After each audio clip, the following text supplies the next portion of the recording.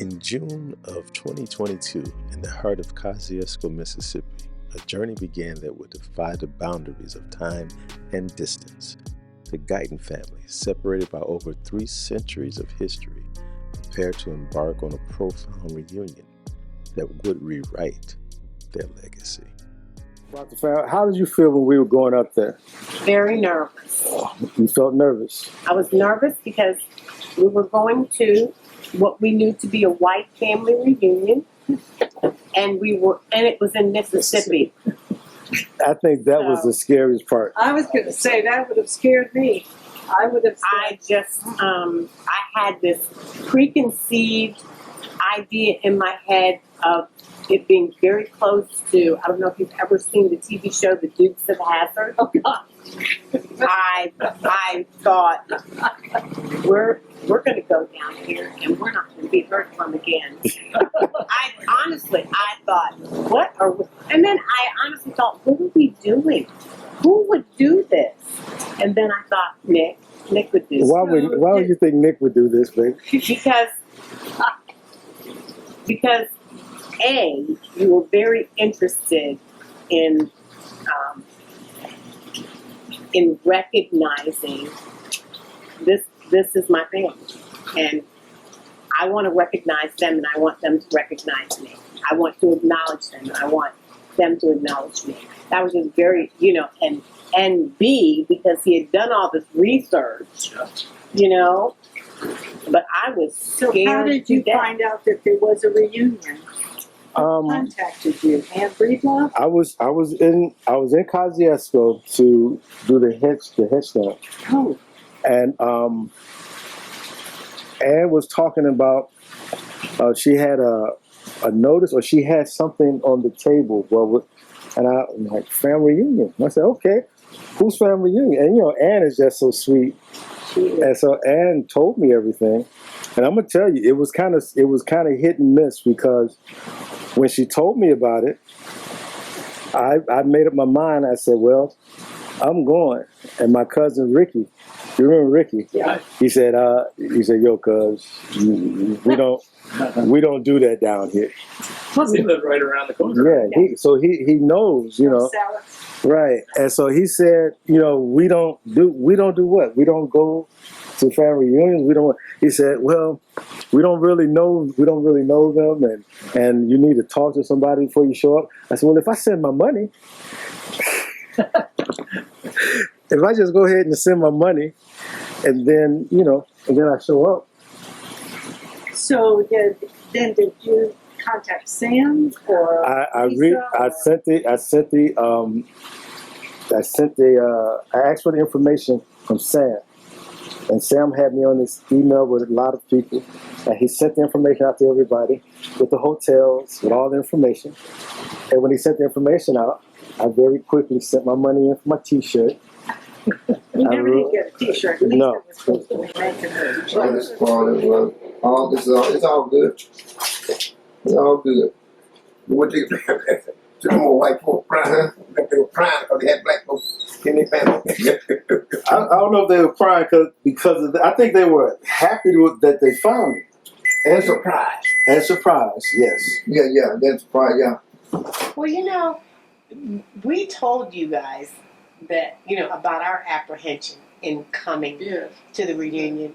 Did you guys have any apprehension at all? What were you thinking? Well, we were planning this reunion. It was going to be for 2020.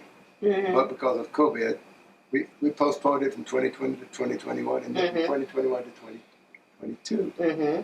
And so I sent out a notice to all the family saying, everybody plan, and this is going to be a reunion, a homecoming reunion, because our ancestors grew up in this area, right, Kosciuszko and in Kosciuszko. And so it's going to be a homecoming reunion, 2022, and to celebrate our ancestor, John Guyton, coming from Norwich, England, in 1719 to Baltimore. Okay. Right? And so I said, we're going to be celebrating that, and so it's going to be a wonderful reunion. And our cousin David Guyton in England, he sent us a video about the Guyton Trail, and we're going to be showing that at the reunion. So I want you to come so we can discuss that and talk about our ancestors. And how much they've impacted our lives. So I sent one. And Breedlove is a cousin who lives in Kosciuszko. She works in the genealogical section of the Kosciuszko Library, Talbot County Library.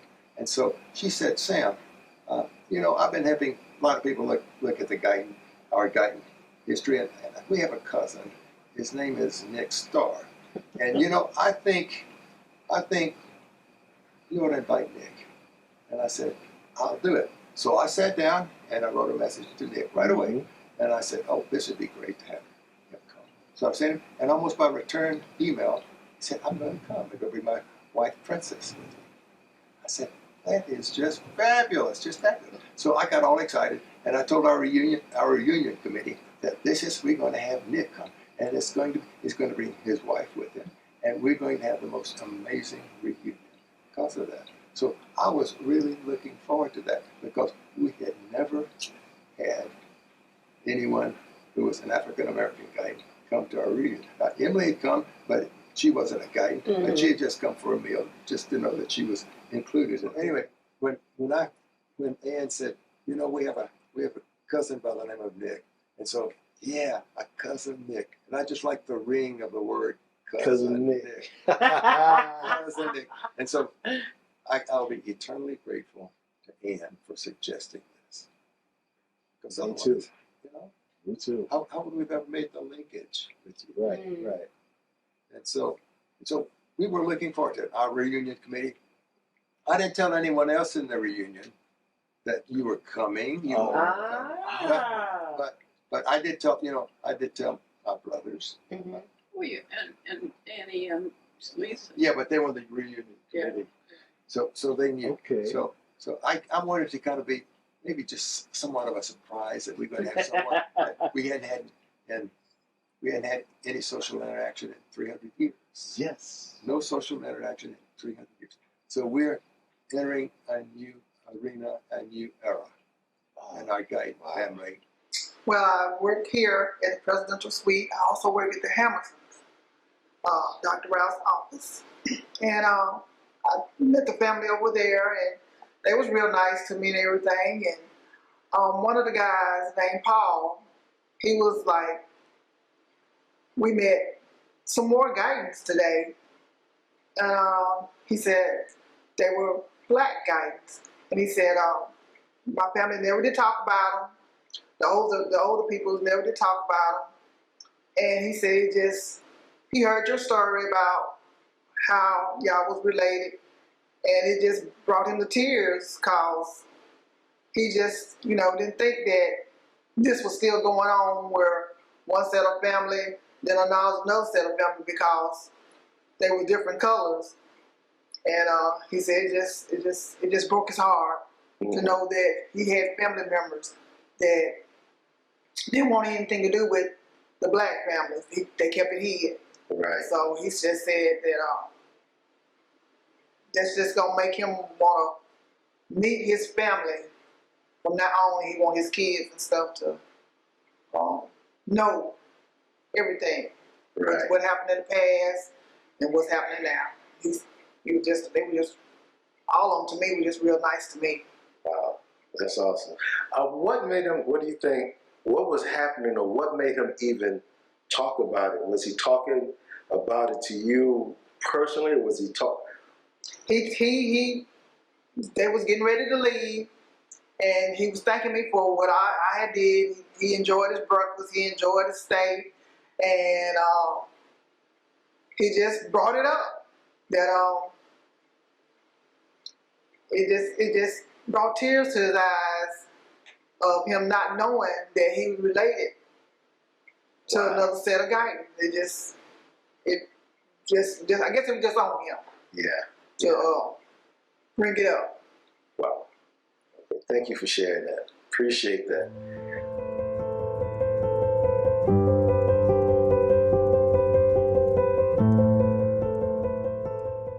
Several cousins and I have set out to talk about this event and talk to family members to garner an understanding in hopes of nurturing this newfound relationship and healing that of our ancestors past.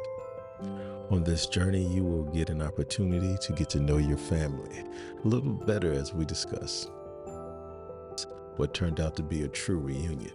A reunion that we hope will be a step towards providing the family with closure, yes. But what we desire most is grace as we start this next chapter of the Guyton story. As the descendants of a lineage torn asunder by the tides of history, they carried with them the weight of 300 years of separation. Each step closer to the past stirred a potent mix of apprehension, fear, and longing in their hearts. But amidst the shadows of the past, a flicker of hope ignited, the promise of unity, of understanding, and the restoration of a bond long thought broken. Their journey in Mississippi was just the beginning, a prelude to a greater revelation waiting on the horizon. Discovery and connection. Through these reunions, we have found a sense of belonging and a deeper understanding of our shared history. It is a testament to the power of coming together, despite our differences, to celebrate our roots and honor the legacy of those who came before us. As the generations gather, the stories of our ancestors come to life, bridging the gap between the past and the present. From tales of hardship and triumph to moments of joy and celebration, these narratives bind us together and inspire us to carry on the traditions that define us. It was here, in the crucible of the Revolutionary War, that the Guyton ancestors stood as heroes, fighting for a vision of freedom and justice that would shape the course of a nation. Their bravery and resilience laid the foundation for a rich heritage of service and dedication to a cause greater than themselves. In the shadows of triumph lies a darker chapter of history, the legacy of slavery that once stained these lands. The Guyton family, like many others, bore witness to the cruelty and injustice of America's peculiar institution. The echoes of the past reverberate through the generations, a reminder of the chains that once bound them.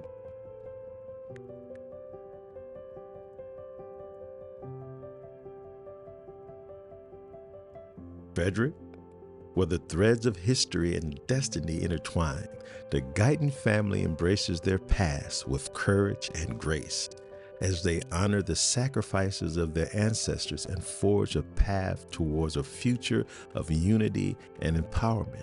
They embody the enduring spirit of resilience and transformation. Together, they stand as living testaments to the power of hope, unity, and the indomitable human will.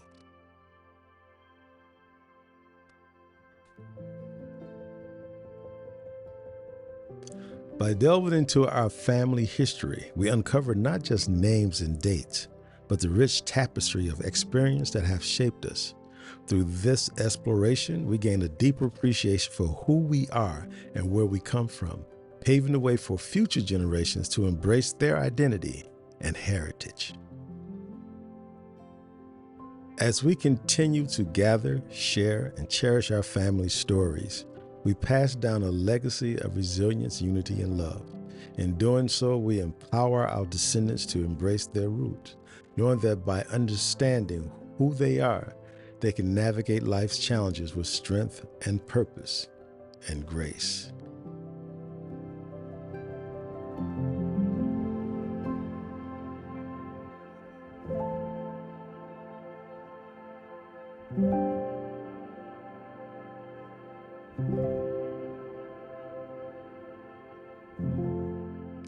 Now, as they gather in the historic city of Frederick, Maryland, where the echoes of their ancestors still linger, the Guyton family stands at the threshold of a new chapter. Here, where their forebears made their mark in the annals of American history, they seek to forge a new legacy, one of unity, resilience, and continued growth.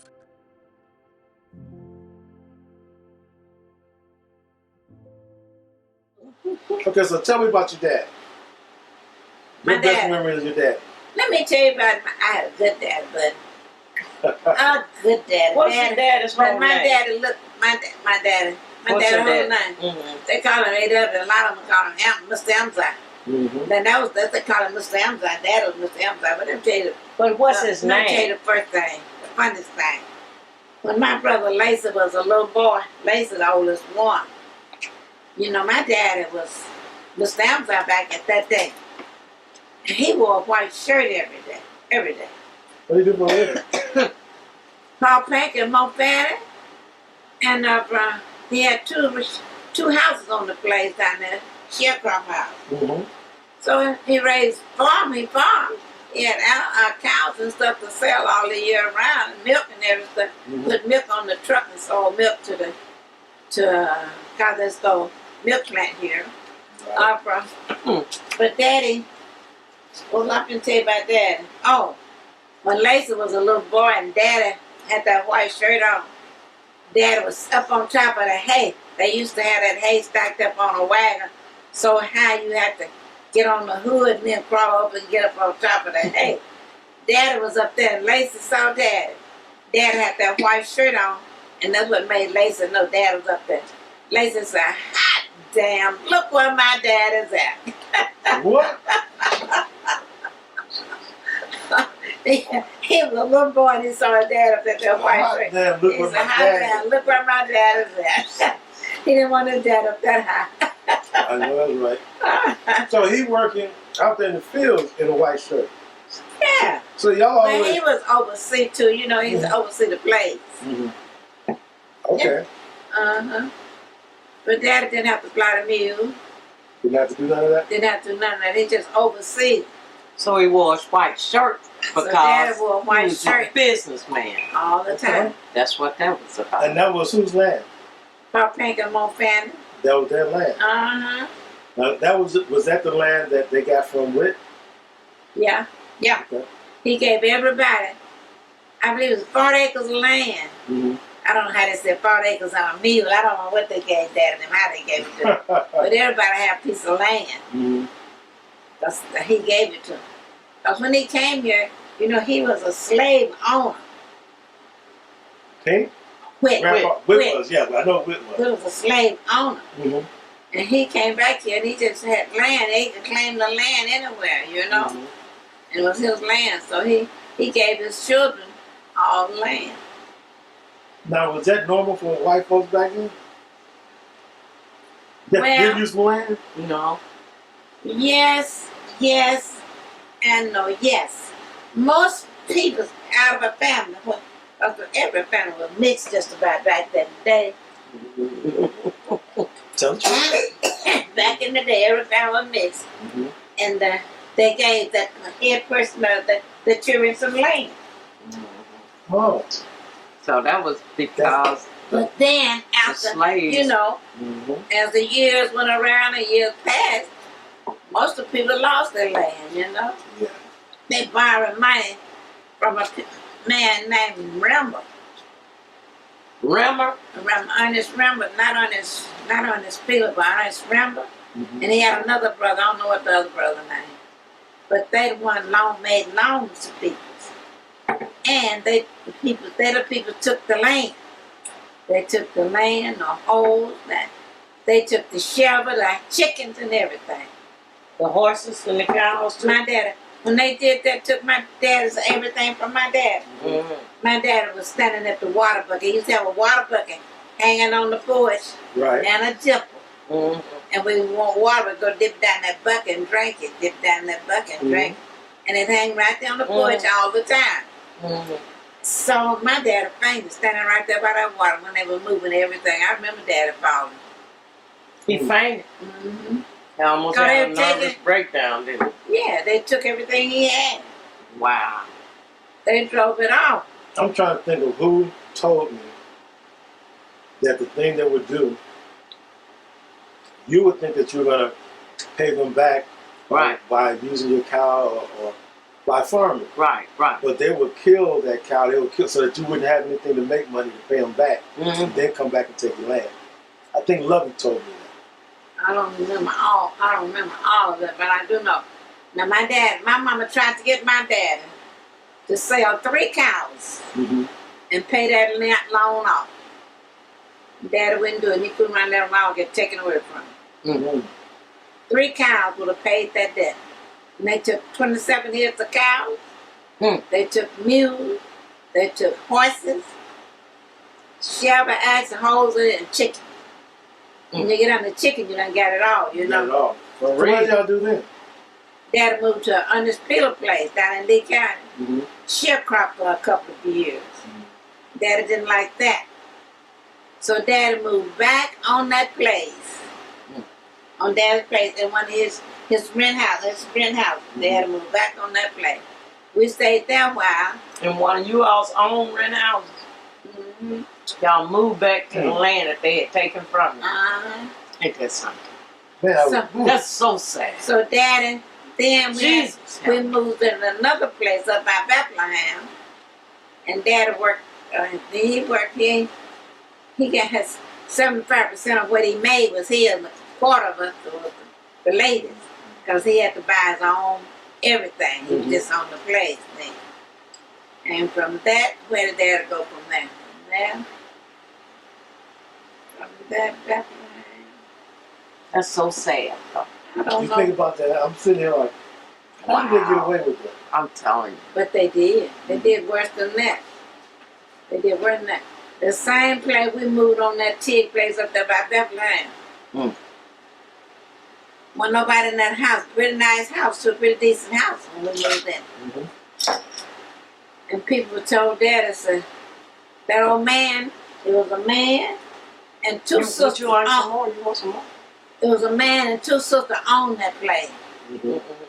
And Daddy was talking to somebody. They said, be careful, be careful. You can't say nothing to him. On that man on that place.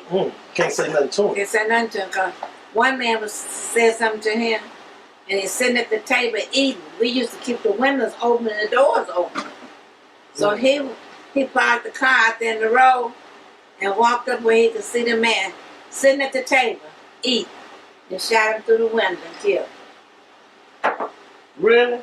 That was a white man that did that? A white man did that to a black man sitting at the table. Did you know the black man? I think I met his children though. Wow. See, that's history. It is history. Yeah. That's, you know. But you know what was really a sad thing when I was a child? I'm gonna go back. There's so much stuff and I don't want to talk about all that kind of stuff. Right. But these children's father. Well, I saw it on the news. You could hear it on the news. My dad took the paper. He took Klein Ledger every day, every week. It was a weekly paper. But my dad took that and everything would be put in the paper. So we read it. Where they took this man that the white people had a saddle going on horses. And they couldn't find it. They couldn't find it. They asked the man about it. And the man didn't know nothing about it. He hadn't seen it. They said he was lying. Hooked him to a tractor and drug him in front of his children, in front of the house with the children crying for him. Drug him up and down the house until he died. And then after he died, he was dead for a while. Some white guy brought him his saddle. Had borrowed it from him, they had forgotten. Brought him his saddle. Brought him his saddle. And they didn't face no consequences. No. Nobody got in trouble. Oh no, couldn't say nothing about it at that time. Couldn't say a thing about it. Okay, so with all of that kind of stuff going on, how is it that when I came, remember when I went to reunion, and I came back and I asked you a question. I said, most of our white cousins want to know if with Guyton, if they were good people. Remember what you told me? What I tell you? I want to know you remember. What did you tell me? I couldn't tell you but one thing. What was that? They good people. They are good people. Guys are good people. So with all that kind of stuff going on, and Whit Guyton was a white man. Yeah. What made him different? What do you think made him different than the rest of them? How Pank kept that land what Guyton gave him, Mm-hmm. he kept that land Mm. until Rema taking it. Grandma. Yeah, I told you about the Rema man. So Whit guy had given them that land. Whit Guyton gave all of them some land. All his children. Yeah. And that was Daddy and Aunt Babe and Aunt Sue Jean and all of Paul Pink's land. He gave it to Paul Pink. Right. That's what Wick gave it to him. Yeah, Paul Pink. Mm. And so he gave Paul Pink land, he gave Connie's daddy land, and Uncle Lover's people's land. Everybody had some land. Mm-hmm. Everybody wasn't able to keep their land. Mm. Now here's what made a lot of black people keep their land back in that day. They went into the service of the army, Mm-hmm. and when they came out, they draw a check every month. Right. And that check helped them to keep their land. Mm-hmm. People who didn't go to the army, all of them lost everything. Now, you said when you finish and it's all said and done, you hoping somebody else looking for this stuff later can just pick up your book. Right. Because everything is footnoted. Mm-hmm. I went to extremes. So everything is footnoted. So every statement I make, where did I get that from? Like Jonelle told me personally. It was a personal conversation. Right. And so with, what's her name again? Cheney. Mm-hmm. Cheney needs to do something like that she knew these people personally. And then that's a documentation saying, it's not, I didn't hear it third hand. I know this personally because these are, my close family. Or I put down there that the newspaper article, the obituary, the census read with me. Wow. So, I try to put something down there for every statement that I make. But There's what do you my find dad. these amazing pictures? It's my dad as a little baby. So, and that's the sister that he wasn't talking to, and I didn't know her children until the last 7 years or so. See, that's the part of this that's really great. Because whatever they did in the past, like right now, we got the option. Now you can do something about it. Now you can change all of that. That's right. You can change all of that. And if I hadn't managed to link up, maybe another generation would be interested and then say, well, I think that might be related to us, and they can see where all the resources were that I used, and then they can go and decide for themselves. Yeah. Well, I like to put in maps. Where things are located, so that if somebody wants to go to those places in the future, they can find them. I mean, it's a great book. I love it. I love it. I just can't seem to keep my hand on it. This has got to be a real story. This Guyton story. One of the sisters, after all the other Guytons in her family had moved west to Mississippi and Alabama and wherever, Texas, she's suing them. And it's basically saying, I don't know where you are. That's a sheriff's sale, but I don't know where you are, but I'm suing you. You need to come by such and such a date.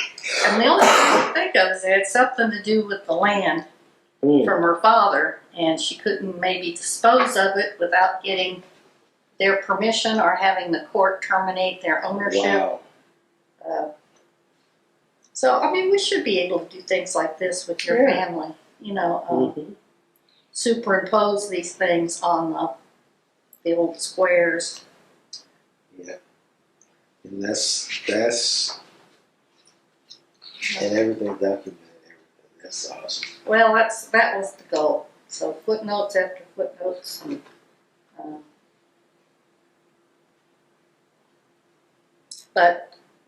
so 3 generations from now, they can decide if they want it, and they can pick it up from there, because it'll be easier to pick it up from here, because then they, have public records. Right. Records are kept now. They weren't back then. So is this what you do now that you, like you said, you don't teach anymore? Mm-hmm. This is using my research skills that I developed in academics and applying it to the genealogy. And since I didn't have pieces of paper and folders that I can give to people I don't know who were born yet, I just put it down there. They got it. And then, I could keep the records online, and if somebody wants whatever paper records I have, they can keep them. If they toss them, then it's not like my life's work is gone, because it's still there. documented someplace. Wow, okay. My name is Princess Starr, and I'm pleased to share this perspective on behalf of Natasha Olguin. Remembering how often I asked Grandma Lovey questions about her upbringing and history of the family, she, like most Black people in America, had a limited knowledge. I am excited, hopeful, and grateful to see our history unfold. I was always teased when the kids called me white girl because of my fair complexion. We knew there were white ancestors in our family, yet no ideas of who they were or from whence it began, until Nick picked up his shovel and began digging. Our lineage is vast beyond race and geographically dispersed across America. Our family's story has made an indelible mark and intricately woven into American history. Guytons are everywhere. Natasha Olguin, descendant of A.W. Guyton and Pinckney Guyton.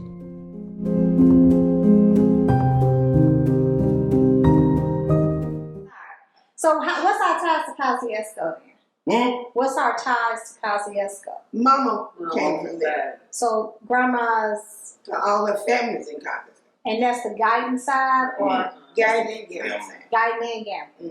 Came from Kosciuszko. See, Daddy was down in the depth of Kruger. Okay. In the Delta, the flat name. Okay, so when did you guys move to Kruger? That's where we were born and raised. So everybody was born in Kruger. Uh-huh. Yeah, because my mom's birth certificate said that. So where was, so how often did you guys see your aunties, like Aunt Maple and Perry and Katie? Where were they at? Grandma, I see. In Kosciuszko. Kosciuszko. Maybe twice a year. I think maybe something like that. Okay. And how far was that? Like how far of a drive was that from Kosciuszko? 40 miles. Okay. And what did the house look like that you guys grew up in? Oh. Shotgun out. It was a small, like he said, was it a shotgun? Would you call it a shotgun? Well, we had three bedrooms. On this side, hallway room on that side, they were long. Yeah. And then they had another room on that one time. Mm-hmm. So how many rooms did you have in total? Like who slept in what room together, and how many beds did you have? I know bed and I shared a bed. Mm-hmm. And I think it was 2 full-size beds in each bedroom. So how many bedrooms was it total? Because it was a lot. Probably 3, wasn't it? I think it was 3 bedrooms. Yeah. And then they had another room at the back. Mm-hmm. You was gone. Mm-hmm. You remember your address? Route 17, Kruger, Mississippi. Route 17. Route 17? Was it Route 17 or Route 1, Box 17? Route 1, Box 17. Yeah. Route 1, but it was Box 17. Yeah. I remember that. In Kruger, Mississippi. Mm-hmm. I forget the zip code. Okay. But me and Arthur Lee, you sleep in the room together. Okay. Now I was about 14. But then when we be in the bed, and the window that goes out in that room, I had took some soap and put it all the way up and down. Y'all ain't know about that, all the way up and down the window sill. So you couldn't squeak when you open it. I be all up in Greenwood everywhere. You kidding? Yeah. How you get up there when I have to catch a ride? I get out there window, and going toward the Ain't Corinne house, where that sewer was where the water run through there. Yeah. I go right there and stand, and this guy named Hank, he would come out the hill. Hank, Sam, you know what? He's 100 and... He's still living. 5 years old. And at that time, he had that 50-something, or was it 60-something? Plumber. with a push button. It didn't have no gear shift, push button. They only made them cars a couple of years. And I was asking Ali about it. Do you know Ali said, man, 100 and some years old. Wow. And he's still driving the same This car. probably say probably still got the same. But you should get. This is where Magnus said, here, and it's in quotes. Here is $50 I won in a poker game last night off with Guyton. You may have it to use if you want it. And that was Long Creek Baptist Church, which is not in existence anymore. But he was giving the money he won gambling to a church. To a church. Okay. And they tell me that that's a real ethical problem in places like Vicksburg where people win in the casinos and want to give it to a church. Right. Then they have to decide, is this right for me to take money that was, won through gambling? Yeah. I'm like, okay. So, they have to deal with that. But anyway, he told about that. So that makes me know that Magnus T was probably his friend. They wouldn't have lived all that far apart. Back in that time, it might have been a long way. Yeah. But Judge Niles goes into great detail on, I've got the diary here, where he tells about how Whit had what I believe was prostate cancer. He said that, and I don't know where that particular one is, but in it he says that he's in really bad shape. And he tells Judge Niles that he needs to be catheterized, but it's so painful and so probably he just died of all that poison in his system if he couldn't get it out. It's either that or I think prostate cancer maybe. But he did tell a good bit about that, and he would say, this is what Whit told him personally because he'd seen him. And then this is the one where he tells that Whit had died the night before. So that's why we know that he actually died on the 11th, even though he didn't talk about it till the 12th. See, he's got his date right here. He says, A.W. Guyton, Whit, died last night about 9 in his 74th year, born 1808, November 1808. Or 1809. We know it's 1808. And he had been in good health a long time and had an attack of paralysis. I forgot about that. A few days ago, which finished him. So he didn't actually die then from the bladder or kidney problems, I guess. Paralysis. That sounds more like a stroke to me. But I'd forgotten that part of that entry. But he must have known him well enough to know the details, about his life. Yes, it almost seemed like they were pretty close connected. And then too, JWS, his nephew, was an attorney too. Was an attorney, yeah. So probably Judge Niles rubbed shoulders with him a lot. So that leads me to believe, or maybe I just want to believe, but it's just kind of hard. The culmination of what we've talked about, the name being rubbed out of the Bible some kind of way. He might not have actually been ostracized, but if he wasn't listed in the Bible, and that's how the family lost track of him. Because in my mind, I always thought that the town didn't like him because he took up with colored people, that he was just put aside. But it seemed like there's enough people and what that cared about him. Right, and what I think is that I know probably the white women didn't accept what he did. Right. But I believe the white men, he wasn't the only one. Yeah. And I think that was that's why I say you have to go back to that time in history. Because that was accepted. Maybe it was not something that they advocated, but they accepted that. And he went about his business in the white world. Yeah. And, he had more slaves than my ancestor Joseph. Right. And I know Joseph at one point, on the slave schedule, I forget what year it was, but he didn't have any more slaves. Right. Slavery was still going on. Right.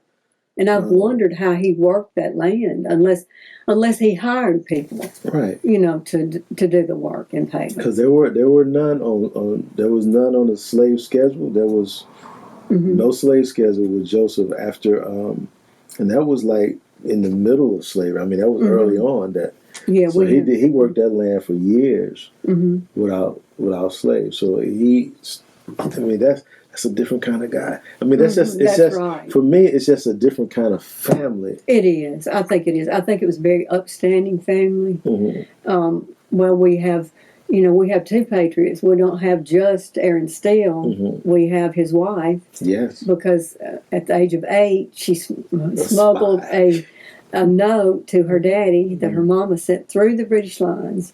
She had befriended these British men, and they just loved her, and so they just let her pass through. And she couldn't go exactly where he was. I don't know how she had to have met him because it was in her shoe. She had to get it out and give it to him. But it kept the Patriots from getting just wiped out because it told them an attack that they had planned. And I guess maybe she heard it. It just now dawned on me. How would they know that? Right. But the Tories had burned their house, and they said they were standing there and had to watch it burn, and they would not even let them have a blanket to put around. And it was cold, and one of them was a baby, and they wouldn't even let them have a blanket to wrap around them. And when Aaron Steele came home one time, when I guess things weren't as bad, he and some friends just threw up a house for them to live in. Right. But they were very well thought of people. I think they were, to me, they're just really good people, like you said about your cousin, about her saying that. That's what Miss Odell, that's what Cousin Odell said. The Guytons were always good people. Who was that used to come down from Detroit? Chad? You remember she told us Chad would come down from Detroit? It was Chad. Yeah. That'd be his first stop. He'd come down there to do nothing but throw his feet up on his desk. And Cousin Odell called him Lawyer Guyton. Oh, yeah. I never heard her call him by the first name. Steele. Lawyer Guyton. Aaron Steele was the one back in South Carolina. This is John D. Guyton. Do you remember him? Well, yeah, I heard the name John D. Yeah. That's what Cousin Odell talked about all the time. Yeah. Yeah, he was a lawyer, and I was telling Nick that his estate brought us some books on Maryland, because that's where the Guytons first came from, England to Maryland, and then they worked their way down. And that route was just just almost everybody that wound up here came that direction. They came all the way down to Georgia and then came across. And of course, some of them didn't stop here. And my Joseph's wife, Simile McCleskey, was her family just moved on over to Texas. But through DNA, I met a cousin who lives in California. I had the book about the ones in Georgia. He had the book about the ones in Texas. Wow! So we were able to, share that information. Is that how the town of Zimley came about? Yes. Okay. Well, it may be her daughter. She had a daughter named Zimley too. And Joseph was my ancestor. He was my third great granddaddy. He was the one that was a brother to Whit. Right. So that town called Joseph that's close to here, is that named after Joseph? I think so. It's just they're just communities now, really. I'm not too good at communicating my feelings in words sometimes, but here's my view or perspective going into the future. I feel good collaborating with my new relatives, even though there is a sad past. I'm okay with them. I can't change what happened, but I can make a difference in my generation. I always wanted to know the Guyton story. I always knew it was around the town of Zimley. A.W., my third, Grandma Patsy, Pink, Elijah, Adeline, my great-grandmother Icy, Artie, and Sarah. But to know it and be able to share it means a lot to me.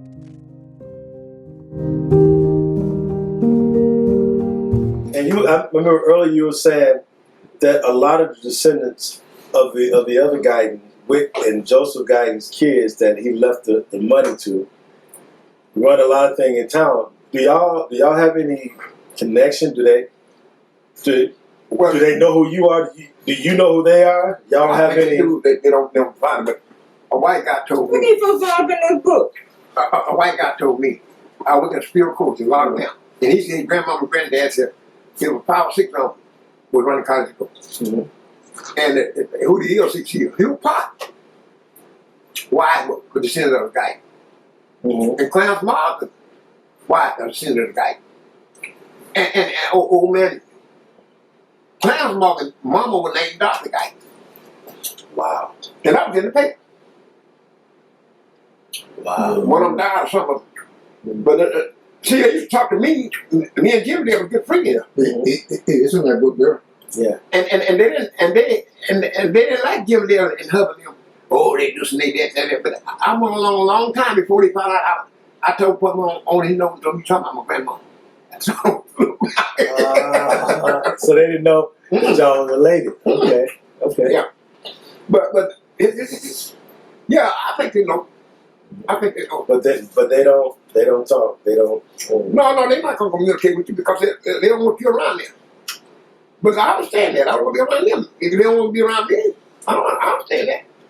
And I think who I was born raised him out now because why about that? She was coming down there on Thursday and around Johnny Valley with them, they give me all kind of help. And then shower kids over there, old guy, they had about it. I ain't had nobody take no shit at me. And I was campaigning for supervisor. And several people told me, you ain't talking to them old guys, they some old guys, they ain't got good sense. Why they ain't got good sense? They got too much white blood in them. That's what they were saying. And I told them, yeah, but you're talking about my brother. I ain't get to speak. And now they apologize. Yeah. Now this was the black folks were saying about the guy. See, they don't like. I'll tell you something about who we got in our race. The black people don't like the yellow people. The yellow people don't like the black people. And that makes no sense to me. We got too many reasons to be in jail with. Like your Uncle George said, how can they make come on with a baby that's red or blonde like Linda? And they can't even look like she about half white. And she come on with a baby. I said, Jimmy called. And he say he's so black. She black. Why? How did she get so black? Right. Good boy black. But what I'm saying, because the DNA with the DNA with. Yeah. And look at Linda. But black, what color ain't that black? I know it does. But what I'm saying, George, I see how you go about George now. George used to talk about. You don't ring a pistol out there. No, George talked about George sat down on that porch like got knocked out back there too, though. George did? Yeah, though, we told him. George said he couldn't understand. How did they man come up with kids so bright? And he come up with kids so black. Like a pale yellow. We told him. Like a red claw. Y'all told him Uncle Bud. Told him love. Oh, you told him and Lovey got him? Told him love. Grandma Lovey got him. Don't dog tell it true about you. I went nobody doing nothing to George. Then he went on over there to Dick Sauerkraut. Oh, wait a minute, brush his teeth with a broom. Oh, what? With a broom. You mean what? Brush his teeth is with a broom. Oh, wait, brush his teeth is with a broom. He still about Jesus Christ. Said this little woman was there was a church down on a church on the hill. Y'all was talking about at the yeah, that's what I brought. So you bought you one there? Adora, she gave me. Oh, she gave it to you. She gave me one. She was at the reunion. Okay.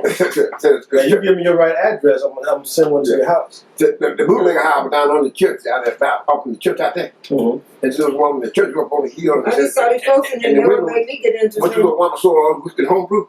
Wanted to know why all the men hang out her. They'll bring them on in the wagon to the church, and then they go down to her house. And they want to know you ugly, you dip snuff, chew tobacco.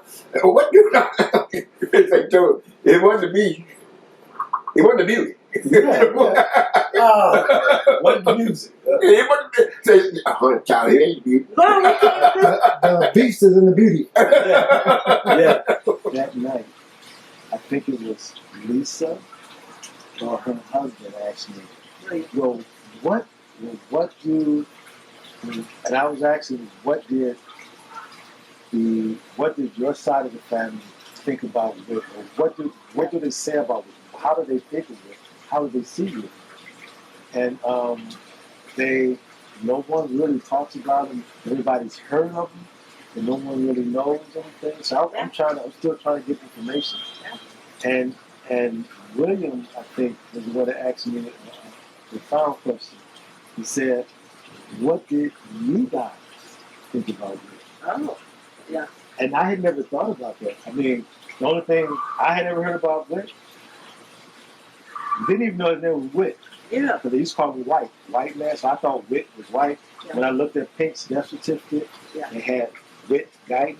Yeah. And so I thought maybe they left the E off. Yeah. That's why I never knew it was Whit. Well, that would make sense because you Yeah. knew he was a white man. Right. And so they say this white guy that would come around, he would bring stuff, but you always saw him down the road. You always saw him down. You never really saw him. And so that's what we knew about him. Anybody in my side, black guys that see him, that's what they say. But nobody knew. So I'm hungry to find stories, to find out, okay, what kind of man was this? You know, who was this? Who was, you know, who was? And I said, now if I go to the family reunion, surely somebody in there got a picture, got something, some kind of information. And though it didn't happen that way, we're still searching. You know, we're still looking. Yeah. And I still believe it's going to find out. But when he asked me that question, I had no answer. I told him that's all I've ever heard. Yeah. So that night, immediately, Yeah. I went back to my cousin Odell. Because Odell is my grandpa Pink's, his oldest son, only living grandchild. Oh, wow. His son Andrew was took care of him, and she's the last descendant. And she was the reason why we're trying to find the headstone and find it, because she wanted to see a headstone put on his grave before she went on. And so I went to her and I asked her, and she's funny. You remember that? Remember that night? She had this cough, same cough I got now, but she had this little medicine that she had for her cough. And so she said, I'm just going to sit over here with my medicine. And she's sitting over with her medicine, and she has a chair over there that I usually sit in, but I let my wife sit there, and I came to sit on the sofa next to her. And so I got to see the medicine. The medicine was, you see? I was just going to say. I love her. Jack Black? Yes, I love her. And so while everybody's talking, everybody's going on, I thought about William's question.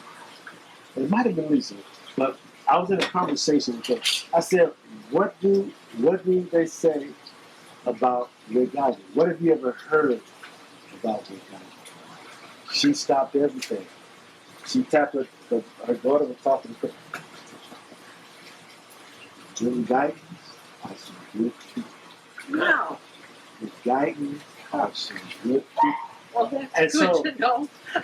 had I heard that before I come back down for the week, I would have came back down feeling, a little bit better. But I should have known that meeting Ann.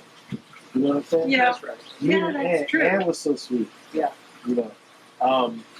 But she wanted to make sure that I understood that the Guytons were good people. Well, that's good. And she proceeded to tell me stories about she had a cousin named Chap who lived in Detroit. And all of the Guytons didn't know, all of the black Guytons didn't know that we were the same Guytons, or the Guytons that pretty much ran Congresses. They were the judges, everything. All of them didn't know it, but those who did know walked kind of differently, she said.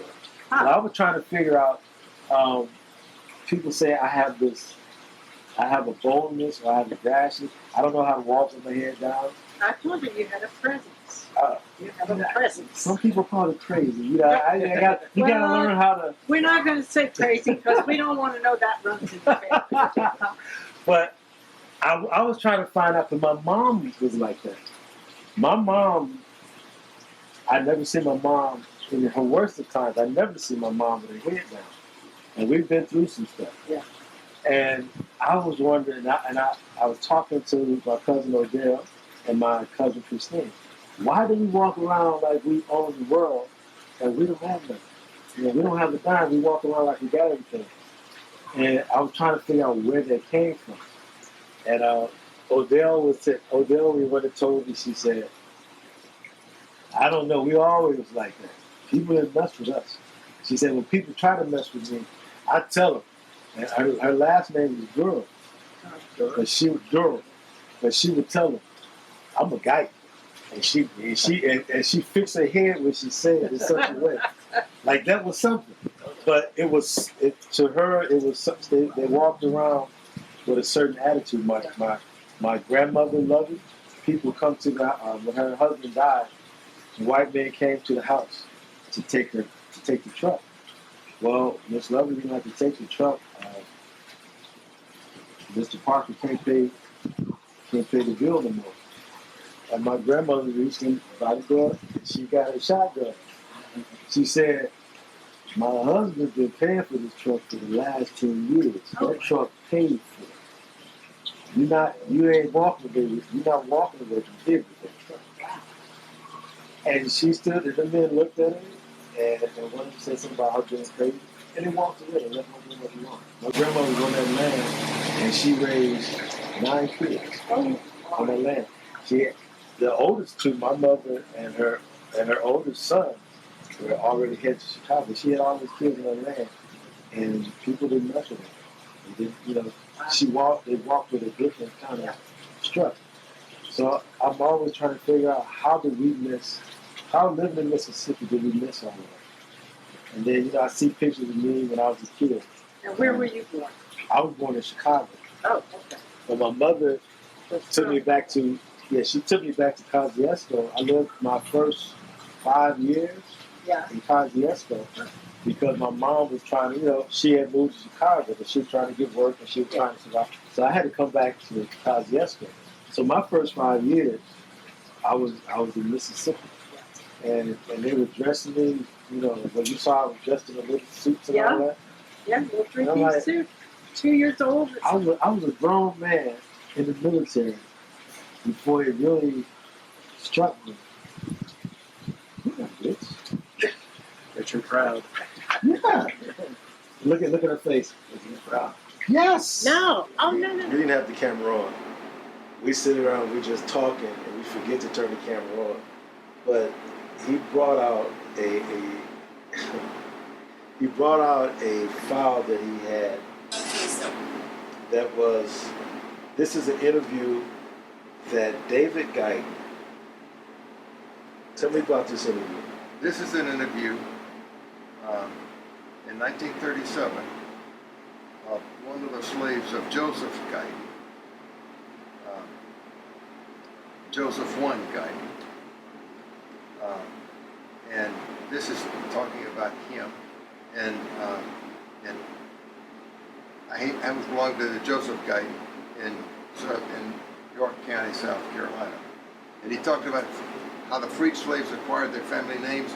He explained how they acquired their names. They took the name of the person who was their master, who owned the plantation. And so that's how they picked up the Guyton name. Okay, and I'm gonna just read to you what this former slave said about, and this goes back to what Cousin Odell told us when Cousin Odell said the Guytons were good people. She kept saying that, and this just slapped me in my face when I read it. And I'm gonna try to read it the way he wrote it. Okay, talking about how the free slaves acquired their family names, Lee Gideon says, after freedom, something went wrong. Please try again. After freedom, something went wrong. Please try again. Okay, let me try that again. Siri, this new age. Okay. After freedom, a heap of people say they was going to name their slaves, name themselves over.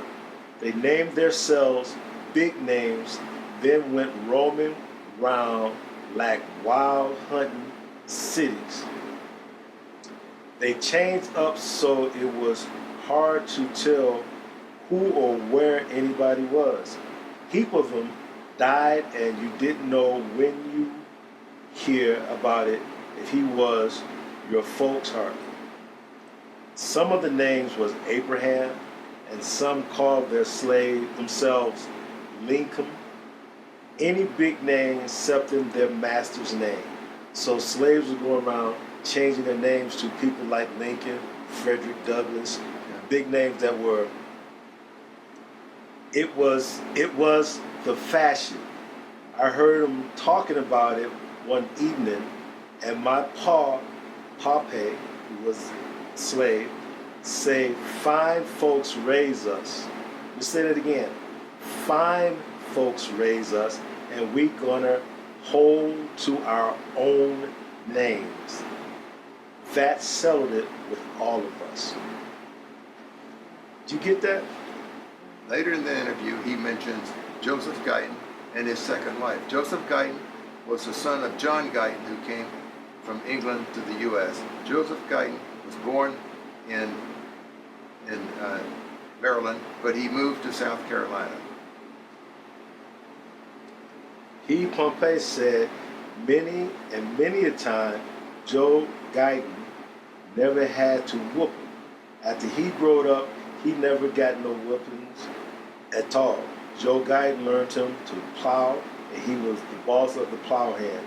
His wife was named Mariah Guyton.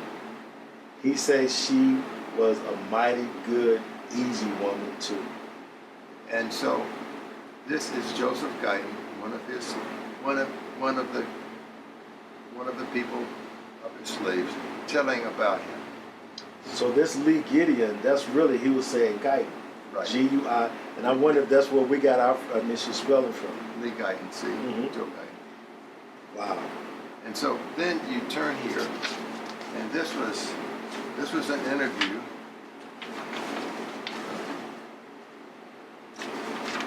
This was done.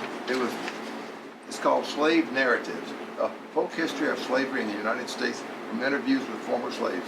This was done on the Library of Congress Project, Work Project Administration for the District of Columbia. So this was done in the early 1940s, and so this is the interview that he had, and this interviewer, Miss Irene Robertson, person interviewed Lee Guyton, Clarendon, Arkansas, age 89. And it has the whole interview. It has a whole interview laid out. And he says, "Yes, ma'am, our show was in the Civil War. I plowed all day, and me and my sister helped take care of the baby at night. It would cry and be bumping it in a straight chair, rocking. That's what they call bumping it. Time I get to bed where its mama was, it wake up and start crying all over again. It'd be so sleepy. It was a puny sort of baby. His papa was off at war. His name was Jim Colin, and his wife was Miss Margaret Brown, for she married him. Miss Lucy Smith gave me and my sister to them. Then she married Mr. Abe Moore. Jim Smith was Miss Lucy's boy. He lay out in the woods all dying. He say no needing him getting shot up and killed. He say let the slaves be free. We live seemed like on about the line of York and Union counties. He lay out in the woods over in York County. Mr. Jim said all they fighting about was jealousy. They called him several times, but every time he got away from them, after they come home, Mr. Jim say they never win no war. They stole and starved out of the South. They didn't want them slaves talking about things. One time I got roughed up and I say I was going to freedom.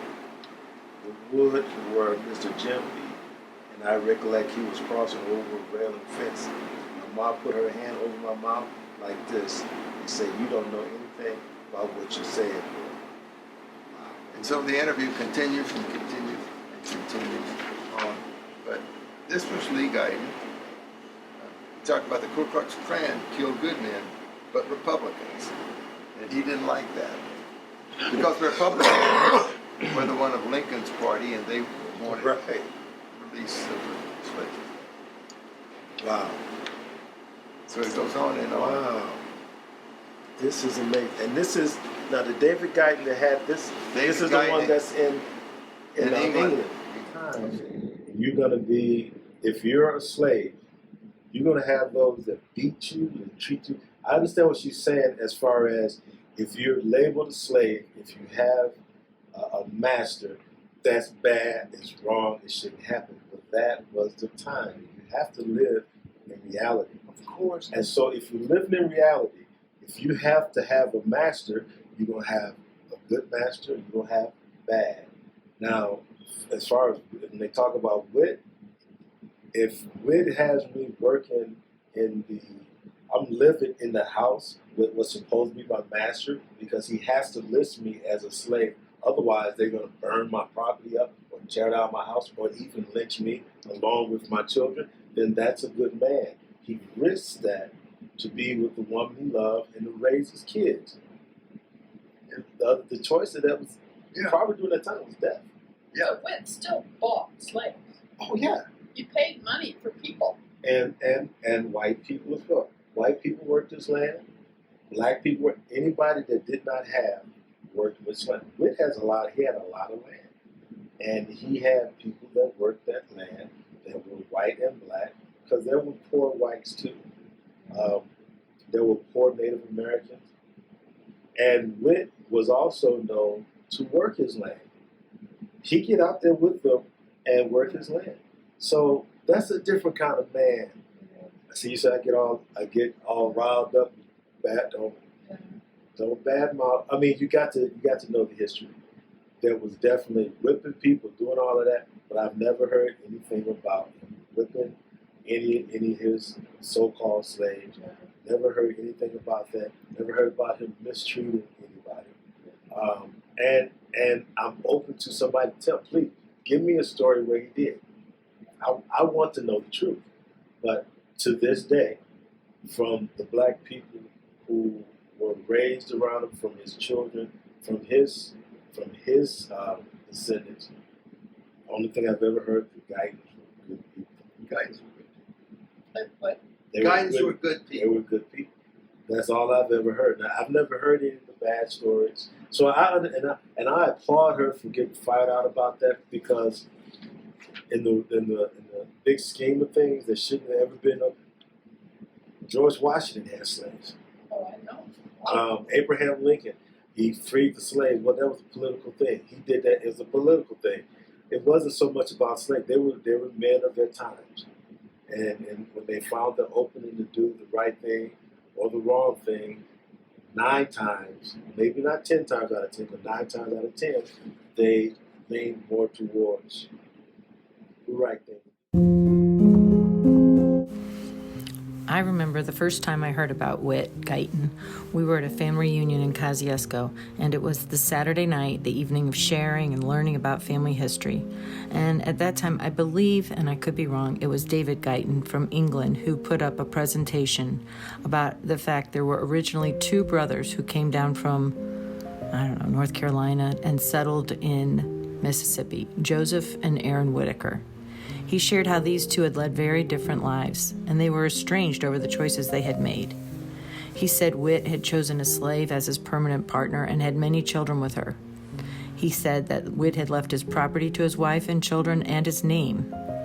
And I remember thinking he must have been a pretty decent guy to marry for love, despite all the social taboos.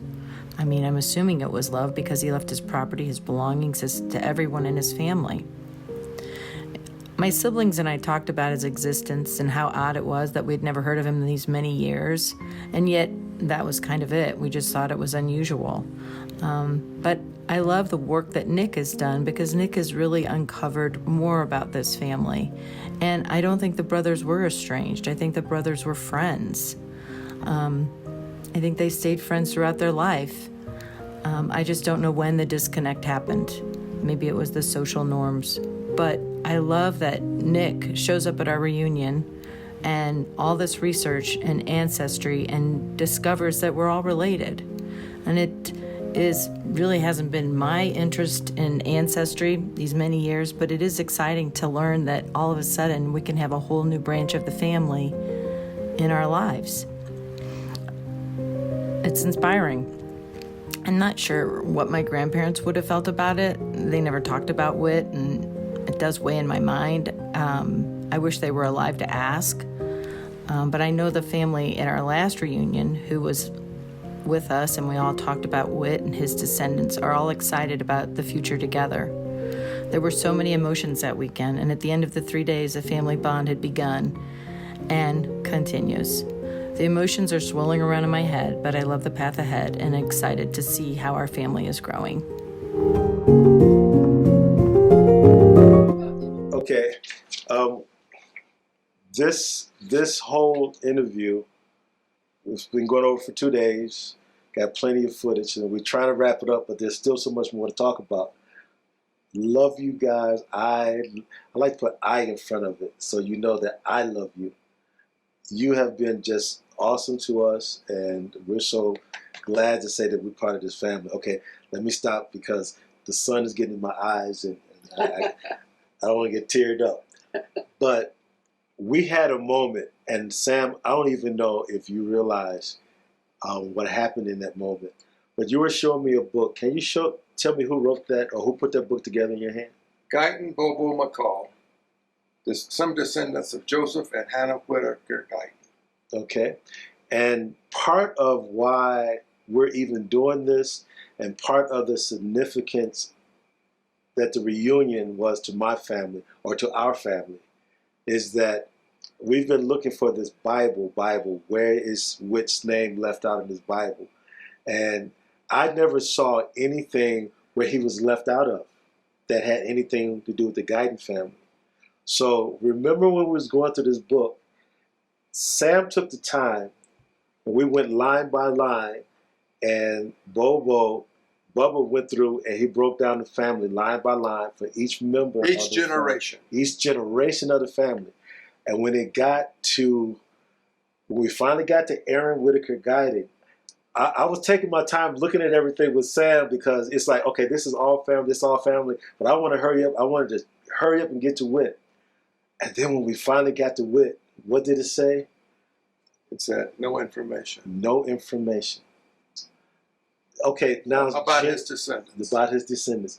Now, Gene, your face. Okay, so you imagine how I felt, right? That stabbed me in my heart, and I never felt that. Now, hearing people say he was ostracized, hearing people say he was left out of the Bible, hearing people say all of that, I'm like, yeah, well, there's a reason. There's a reason, and my reason has always been because they just don't know, and that right there is part of that proof. He says there's no information, no source of information, and so that's what we're going to fix. Because anybody looking through that book without the benefit of what you've given you or what we've shared, it still hurt. When I looked at it, you notice I got real quiet, Sam. That really hurt me. But then take that breath, like you said, count to 5, think about it, and it validates what we're doing this, the reason we're doing this. So I'm gonna get off that. I don't want you to don't feel sad. It validates what we're doing, Gene, and I love it. Now, you gave me another piece of very important information. You said when you do anything big and you get back and you wait a week, let it get in the system and let it feel so you can think about it, you look back and you say, what do I take away or what have I learned? Share with me what you've learned from the reunion.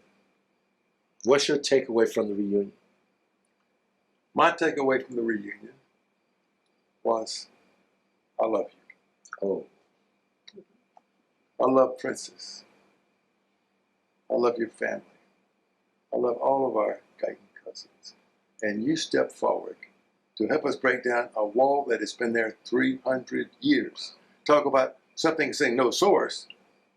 For 300 years, there's been no interaction between the white Guytons and the black Guytons in a social setting where we came together, broke bread, talked about our lives, told how we loved each other. Never happened before. So that was the monumental accomplishment of this reunion. But now we got to think about what's our next step. And the next step is we're going to keep going. We're going to broaden the lines of communication. We know that there's some people that feel just a little uncomfortable, but we're going to pay attention, understand what they're thinking, understand their discomfort, but urge them to not push them, but just keep being patient with them and saying, well, that's fine. Can I give you some more information about what we're doing to let you know what we're doing to build these bonds of connection between us? Yes.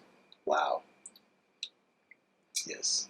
And my takeaway is I'm from the north, so I have to say my initial feeling was, what's the big deal? Mm-hmm. What's the big deal? But I understand, when I understand the South better, that it is a big deal. I've also made the comment, and I stand by it, that it wasn't just anybody who could have made this step. It was someone like Nick and like Princess, both of you, stepping forward with the personalities you have, the openness, the love, even the fear, all of it embodied in you were maybe the only people who could have made this huge step. Wow. It took courage beyond courage to do what you did. I can't imagine anything our family has done that required such courage as what you did. And inter-family relationships. Wow, I received that, but it don't surprise me because I am a Guyton. I am a Guyton, and that's what we made of. I am finding out more and more every day. Just the rich and the great history that we have. Wow, what a great weekend here in Denver, Colorado, with my cousins Sammy and Jean. It's been the best. It's been the best, and we will be back. We can't wait, and we can't wait to see how everything's keep rolling down, unfolding, expanding, and sharing our light and love everywhere. Yes, sir. Yes, sir. That's it, baby. Awesome. All the other things don't mean It don't matter. It just don't mean anything. So true. So true. And I know. It's like marching around the walls of Jericho and Lord blowing the trumpets, and the walls came tumbling down. And after 300 years, the walls came tumbling down. And I'm enjoying watching the walls come down. And we got some more work to do, but we're gonna work it. We're gonna work it. We're gonna work it. All right.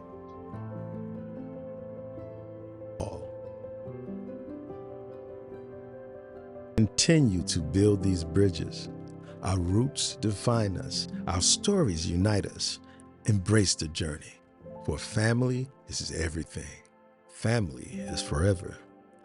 This is how we're giving grace for Guytons.